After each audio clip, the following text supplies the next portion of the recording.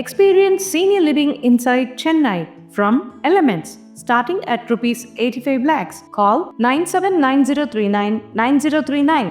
கடந்த 3 வருடங்களில் தனியார் தொலைத்தொடர்பு நிறுவனங்களின் சேவை குறித்து எத்தனை புகார்கள் டிராய் பெற்றுள்ளது என்றும் அதை சரி செய்ய டிராய் என்ன நடவடிக்கை எடுத்துள்ளது எனவும் திமுக நாடாளுமன்ற உறுப்பினர் ஈஸ்வரசாமி எழுத்துப்பூர்வமாக கேட்ட கேள்விக்கு பதிலளித்துள்ள தகவல் தொடர்புத்துறை இணையமைச்சர் பெம்மாசனி சந்திரசேகர் 3 ஆண்டுகளில் மொத்தமாக ரிலையன்ஸ் ஜியோ மீது 34,665 புகார்கள் பெறப்பட்டுள்ள நிலையில் 2022இல் 9,770 புகார்களும் 2023இல் 11,431 புகார்களும் 2024இல் 13,464 புகார்களும் வந்துள்ளது.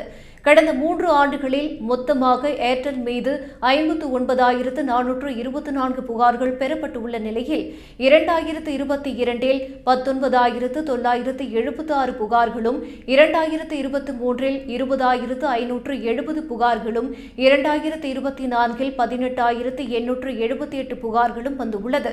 கடந்த 3 ஆண்டுகளில் வோடபோன் ஐடியா மீது 28,160 புகார்கள் வந்துள்ளன.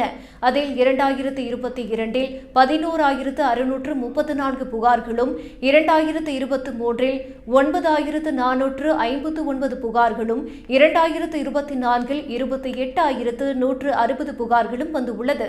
மொத்தமாக ஜியோ, ஏர்டெல், வோடபோன் ஐடியா ஆகிய 3 தனியார் நிறுவனங்களின் மீது 2022இல் 41,380 புகார்கள், 2023இல் 41,460 புகார்கள் மற்றும் 2024இல் 39,410 புகார்கள் டிராயிடம் வந்துள்ள நிலையில் ஒட்டுமொத்தமாக 1,22,249 புகார்கள் டிராயிடம் வந்துள்ளது என்று தெரிவித்துள்ளார்.